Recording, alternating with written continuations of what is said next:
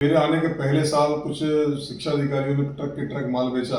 उसका रेणु पिल्ले मैडम ने कमेटी बना के यूडीएस कोड चालू किया। करीबन 30 लाख सरकारी स्कूलों में और प्राइवेट में भी मिला के बच्चे कम हो गए। 6,500 प्राइवेट स्कूल है।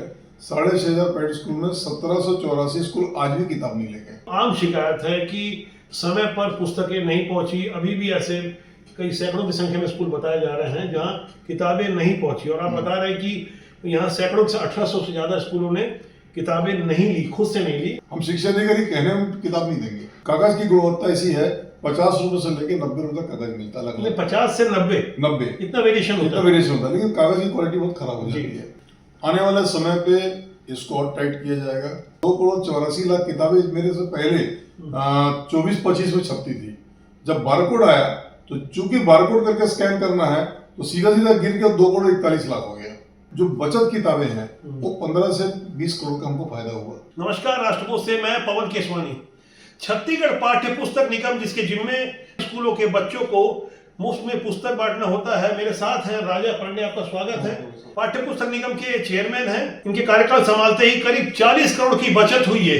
ये बचत मैं कह रहा हूँ, दरअसल वो कहीं ना कहीं भ्रष्टाचार हो रहा होगा जो आज हम बचत की शक्ल में देख रहे हैं। राजा जी, आप बताएंगे कि किस तरह से आपने कार्यभार संभाला? मेरे ख्याल से अप्रैल में आपने कार्यभार संभाला, 15 अप्रैल को। और कुछ पाठ्य पुस्तक निगम से जो 52 लाख सरकारी स्कूल के बच्चों को पुस्तकें दी जानी थी, और जबकि प्राइवेट स्कूल में भी करीबन 78 लाख की टोटल संख्या आती है। किस तरह से वितरण होता है और क्या होता है इसमें? देखिए, सबसे बड़ी बात पाठ्य पुस्तक नियम का जो मोटो है, उद्देश्य ये है कि कागज खरीदी करना, मुद्रण करना, वितरण करना। इसी से पाठ्य पुस्तक नियम का उत्पत्ति हुआ है। पाठ्य पुस्तक निगम इसके पहले जिस तरीके चलता था कि मेरे आने के पहले साल कुछ शिक्षा अधिकारियों ने ट्रक के ट्रक माल बेचा। उसका रेणु पिल्ले मैडम ने कमेटी बना के यूडीएस कोड चालू किया कि हर किताब जो है वो चिन्हित होना चाहिए। तो हर किताब से बारकोड आने लग गया, एक बारकोड प्रिंटर का, एक बारकोड यूजर का। उसके पश्चात जब 2,84,00,000 किताबें मेरे से पहले 24-25 में छपती थी। जब बारकोड आया तो चूंकि बारकोड करके स्कैन करना है तो सीधा सीधा गिर के 2,41,00,000 हो गया। ये इतनी कम पुस्तक हुई? हाँ, उसके बाद फिर यूडीएस कोड के साथ। अच्छा, आपने गंभीर बात कही कि पुस्तक बेच दिया करते थे या गायब हो जाती थी। हाँ, तो क्या कहते हैं, FIR किया हुआ है। अच्छा, और जिला शिक्षा अधिकारी गोदाम में रखा हुआ है 2-3 जगह। यानी ये जमकर भ्रष्टाचार होता रहा। और एक वाकया एक सामने आता है कि जो पेपर खरीदी का जो मामला है, जहां तक मैं करेक्ट हूं तो शायद पहले 96 रुपए में खरीदी होती थी, उसके बाद शायद 78 रुपए में खरीदी हो रही थी।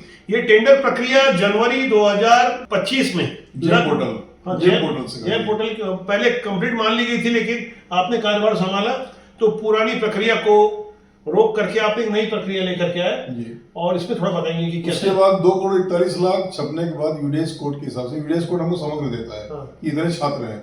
तो छात्र संख्या जब मिलती है हमको, उस समय स्कूल चालू होता है, सितंबर तक एडमिशन होते हैं। फिर दोबारा डिमांड आया थोड़ा सा, तो हमने 23 लाख किताबें और छाप दी। तो 2,64,00,000 किताब हमने छापी है।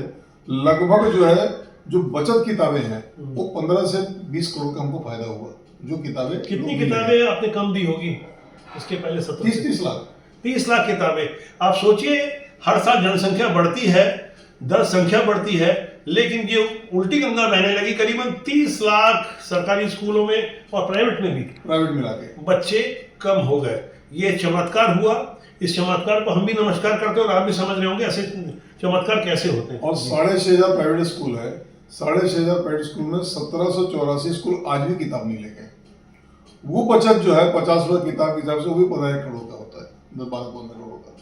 अच्छा, एक बात समझने वाली है कि अभी जैसे 3 प्रक्रिया होती है, जहां तक हमें जानकारी है। इस बारे में राष्ट्र बोर्ड ने लगातार आवाज उठाई कि पहले एक कागज खरीदी की प्रक्रिया होती है, और उसके बाद प्रिंटिंग की प्रक्रिया होती है, उसके बाद ट्रांसपोर्टेशन होता है। करीब 200 करोड़ का बजट होता होगा। 150-200 करोड़ का बजट होता है। अब एक बात, एक सुबुगाहट आई कि कोई एक लॉबी काम कर रही है यहाँ पर, जो चाहती है कि एक ही व्यक्ति बिहार पैटर्न पर तीनों काम ले ले।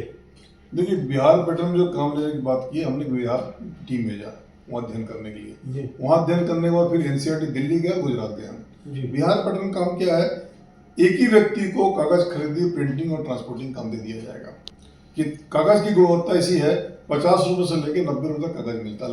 50 से 90 इतना वेरिएशन होता है, लेकिन कागज की क्वालिटी बहुत खराब हो जाती है। जो एनसीईआरटी दिल्ली लेता है कागज की गुणवत्ता के साथ कम से कम दिखे कागज सफेद रंग का, जिसके अंदर किताब छपे तो लोगों को पढ़ने आए। बिहार में क्या होता है, बिहार में इसके पहले 3-3 साल एग्जाम होता था, आजकल तो हर साल एग्जाम होता है। तो बिहार के लोग बहुत अपेक्षित नहीं करते किताबों का। तो अभी आप क्या गुणवत्ता में सुधार करने जा रहे हैं? आपको क्या गुणवत्ता हमारे एनसीईआरटी जो है उसके नॉर्म से बने कागज के, उस कागज के नॉर्म जो लैब में टेस्ट होता है उसी के हिसाब से हम कागज लेते हैं, ब्राइटनेस से लेकर तो नॉर्म तो पहले भी बने होंगे क्या? हाँ, पहले भी लिए था, उसका पालन नहीं हो रहा था? पालन हो रहा था, मेरे समय पालन हुआ नहीं, आपके पहले पालन नहीं हो रहा था? मालूम नहीं, जानकारी नहीं है, लेकिन अभी जो पहले पालन हुआ ही नहीं हुआ, पिछले बार से भी हम एनसीईआरटी का फॉलो करते हैं और हर 500 मैट्रिक टन में हम 2-2 लैब में टेस्टिंग करने भेजते हैं। अगर टेस्टिंग में फेल हो गया तो उसका 2% पेनल्टी भी। अच्छा, एक बात गहराई से समझने वाली है कि अधिकारी वही थे, आप बाद में चेयरमैन बने, 15 अप्रैल 2025 को आपने ज्वाइन किया। इसके पहले संजीव झा जो एमडी है, आईएएस है, वो समग्र शिक्षा में भी काफी गंभीर आरोप लगे हैं और उनके ही कार्यकाल में ये सब हो रहा है। तो आप कैसे देख पा रहे हैं उनकी कार्यशैली को? नहीं, संजीव झा के बारे में मैंने समग्र जानकारी नहीं है, लेकिन जब से मैं टीबीसी ज्वाइन किया हूँ, हम दोनों बैठ के बात करते हैं। हमारे सेक्रेटरी जो है पाठ्य पुस्तक निगम में, और सेक्रेटरी हमारे परदेसी सर है, Subodh Singh sir principal secretary है।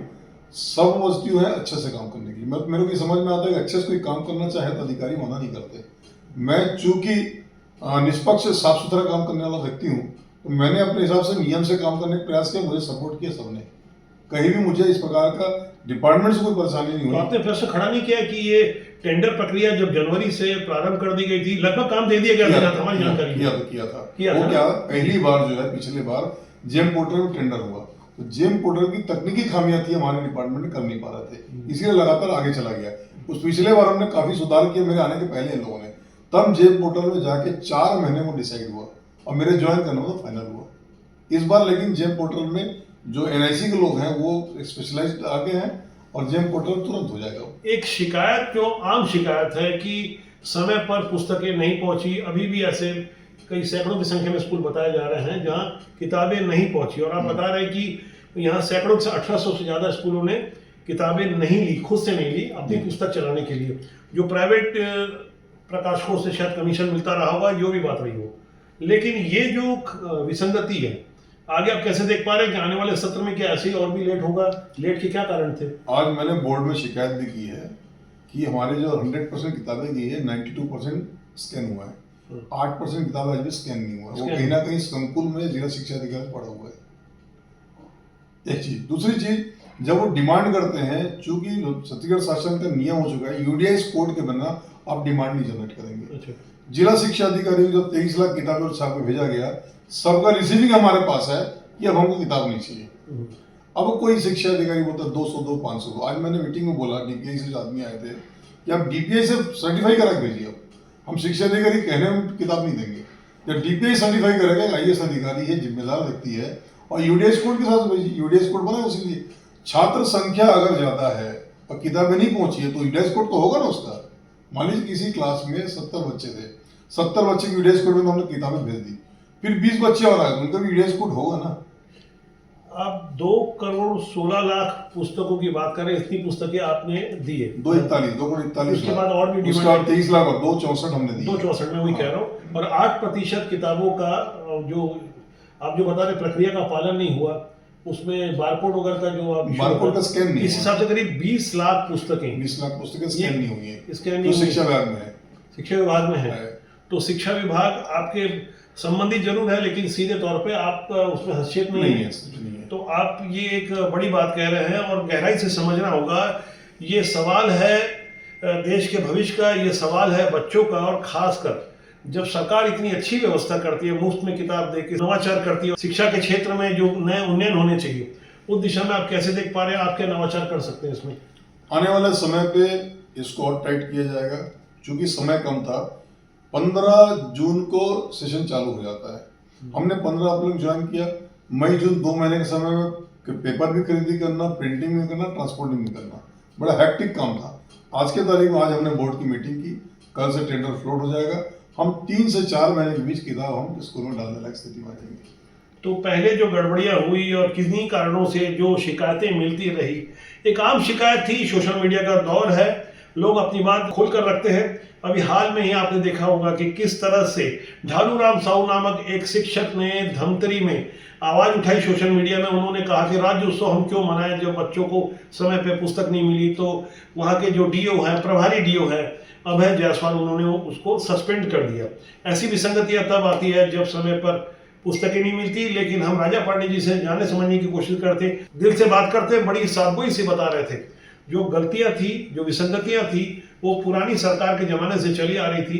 कुछ सुधार हो रहा है, सकारात्मक दिशा में हम आगे बढ़ रहे हैं। तो ऐसी अच्छी पहल का हम भी स्वागत करते हैं। मेरा उसमें एक ही चीज कहना है, आज भी शिक्षा अधिकारी 200 किताब मांग रहे हैं, 500 किताब मांग रहे हैं। हमारा इतना ही कहना है, यूडीएस कोड के हिसाब से डीपीएस सर्टिफाई कर रख भेजिए ना। आज बोले 5 लाख किताब छाप देंगे हम, लेकिन सवाल ये है आपकी, जब आपने लिख दिया पहले ही सारे शिक्षा अधिकारी लिखा हुआ है हमारे पास, अब किताब नहीं चाहिए है हमारे पास सारे शिक्षा अधिकारी 33 जिले का। तो उनकी मंशा ठीक नहीं रही होगी यहाँ तो, बस वही लगता मंशा ठीक नहीं है। यानी एक हेरसमेंट करने का मामला 200-300 किताब मांग रहे हैं, हम आज भी देने को तैयार है। शिक्षा अधिकारी डीपीआई सर्टिफाई करके भेज दे, हम बोलेंगे डीपीआई यूडीएस कोड से जो स्कैन होता है। और एक बात मैं स्पष्ट रूप से और बता दूं, पूरे छत्तीसगढ़ में कहीं भी फुल फ्लैज शिक्षा अधिकारी नहीं है। प्रभारी शिक्षा अधिकारी है हर जगह, और प्रभारी शिक्षा अधिकारी जो प्राचार्य स्तर के होते हैं और उन्हें प्रमोशन के तौर पर या जिस तरह से जिसकी जैसी सेटिंग हो जाए वो डीओ बन जाता है। और जब इस तरह का प्रभारी डीओ जो व्यवहार करता है वो आप साफ तौर पर समझे, ये अंदर खाने की बात है। आम जनता के सामने बातें नहीं आती। लेकिन मैं धन्यवाद दूंगा राजा पांडे जी को, आज वो खुल के कह रहे हैं, भारतीय जनता पार्टी के सीनियर नेता हैं और आप अध्यक्ष हैं पाठ्य पुस्तक निगम के। मैं कुछ नवाचार की बात पूछ रहा था, इसमें कुछ और नया कर सकते हैं। 3 काम तो आपके पास हैं, प्रिंटिंग का काम है, कि कागज खरीदी का काम है, ट्रांसपोर्टिंग का काम है। इन 3 कामों के अलावा अगर कोई सजेशन आता है नवाचार का, तो निश्चित तौर पे हम तो फंडिंग बाहर से लेना पड़ता है हमको। नवाचार का प्रोसीजर होगा, माननीय मुख्यमंत्री जी चर्चा करेंगे। अगर मैं उस लायक हूँ तो मैं तो अपने को समर्पित करने को तैयार हूँ नवाचार के लिए, क्योंकि बच्चों की शिक्षा के लिए। देखिए क्या होता है, पहले किताबें जाती नहीं थी, रिसीव में आ जाता था। आज गांव के स्कूल में, जंगल के गांव का स्कूल का बच्चा खेत में रहता है कि स्कूल नहीं जाते सारे लोग, लेकिन उनकी किताबों को रिसीविंग आ जाती थी। इससे पहले जब यूडीएस कोड नहीं था, रिसीविंग हो जाती थी, पावती तो होता था कागज में, तो पावती आ गई, बच्चे पास किताब नहीं पहुंचता था, सब लिपापोती हो जाता था। यूडीएस कोड आने के बाद से, जब से स्कैन हो रहा है बार कोड, किताबें उनको स्कैन करना पड़ रहा है। किसी बच्चे को अगर पढ़ने में इंटरेस्ट नहीं है, लेकिन घर में अगर किताब रखी है, तो कभी ना कभी पलटेगा, 2 अक्षर पढ़ेगा, ज्ञान बढ़ेगा। तो हमारा तो कोशिश ये है कि बच्चा स्कूल आता है कि नहीं आता, वो तो शिक्षा विभाग का काम है। किताबें अगर उनके पास पहुंच जाएगी, आज नहीं कल वो पढ़ेगा तो आगे बढ़ेगा। और छत्तीसगढ़ में गुणवत्ता अगर लाना हो, किताबें तो सब पहुंचानी पड़ेगी उसके घर तक। और चूंकि बारकोड हो गया, तो किताब लेंगे तो हमको रिसीविंग आ जाएगा। तकनीक के साथ बेईमानी कैसे रोकी जाती है, इसे हम खुलकर समझ पा रहे थे और बड़े सरल शब्दों में। दिल की बात दिल से हुई। राजा जी आपका स्वागत है। दिल के भी राजा हैं और बात भी दिल से कर रहे थे, आप समझ रहे होंगे। और सिस्टम में बैठे हुए लोगों से हमारा आग्रह है, विनम्र प्रार्थना है कि आने वाले भविष्य के लिए, छत्तीसगढ़ के हित के लिए कुछ बेहतर पहल करें और जो बेईमान लोग सिस्टम में बैठे हैं उन पर कार्रवाई करें। राष्ट्रपति आपका अपना जनमंच है जिसका सूत्र वाक्य है, राष्ट्रीय सर्वोपरि। नमस्कार।